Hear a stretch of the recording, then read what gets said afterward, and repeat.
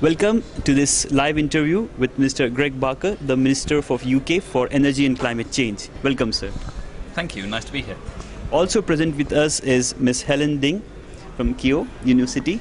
She'll be asking a few start-off questions to Mr. Greg Barker. Hey, Hi, it's very a pleasure to be here. I'm British Council's climate champion, and my first question is, what is UK's contribution and also the priority area for UK to the Fast Start finance?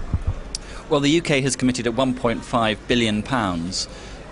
That's nearly about $2.5 billion to Fast Start finance. It's incredibly important that we get these projects up and running as soon as possible to really build confidence in developing economies, that there is change and that there is investment flowing, and that there's a real commitment from developed economies to making a difference in developing parts of the world. We have prioritised in particular forestry. We've ring-fenced £300 million for forest, particularly rainforest projects, but there's a whole range of different climate mitigation and adaptation projects. Today we've announced £10 million for a specific adaptation fund. We have already invested in a trans-border water project, and we're in Nigeria. We're investing in a project that's going to transform their urban transport system. So I think you're seeing a real range of different projects supported by Fast Start Finance in a range of different countries, but all of them are having a real impact on the ground. Right, so the second question is on the Green Climate Fund. So what is the UK's contribution to the Green Climate Fund, and what are the priority areas? Well, we have our own funding at the moment, £2.9 billion in the UK's International Climate Fund, and we'd expect to be able to deploy some of that into the Green Climate Fund.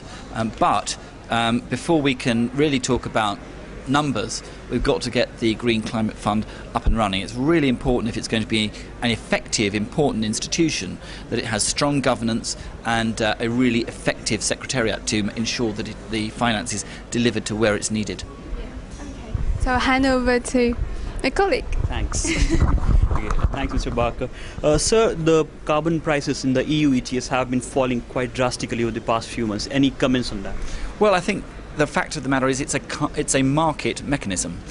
The state of the European economy, the risk of going into recession again, and the general low level of economic growth has meant that as a market mechanism, the price of carbon has declined to reflect the level of industrial activity. That's what a market mechanism is for. Obviously, we need to send a long-term signal to the market, to investors, about the price of carbon, and we very much expect carbon in the long term to bounce back from this and continue to rise. But in the UK, we accept that in the short term that the carbon price isn't sufficient in the EU ETS in order to drive the long-term investment that we need. That's why we're setting our own carbon floor price. Okay. So UK has also proposed a carbon tax. Can you please update us on what's the current exact legislative status of this? What we propose is a carbon floor price rather than a carbon tax. So we'll set a minimum price, which we'll be consulting on. But at the moment, we are clear that we will set a floor price for carbon in order to give investors certainty when considering particularly large new energy projects. Okay. So the revenue which will be generated out of this project, so in what sort of projects will that be invested? The revenue from the energy projects? The revenue from the floor price that you're setting?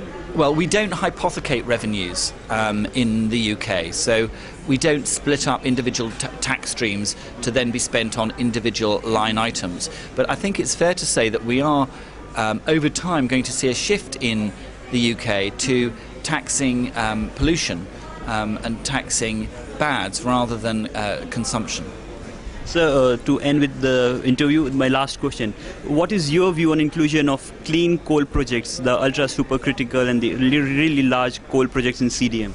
Well, we need to move away from a fossil fuel dependent economy, domestically in the UK and globally. Ultimately, it's going to be carbon capture and storage that's the answer to the use of coal, because even supercritical coal is still generating a significant degree of carbon into the which is then released into the atmosphere.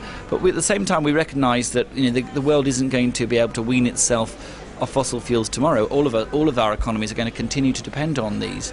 So we've got to find an effective and cost-effective pathway through to the point later in the century where we can have a much bigger mix of renewables. And certainly coal is going to remain an important part of the growth of the developing economies, but we've got to make sure it's done in the most effective way. Thank you, Mr. Barkey, for being here. Thank you. Great. Okay, thanks very much.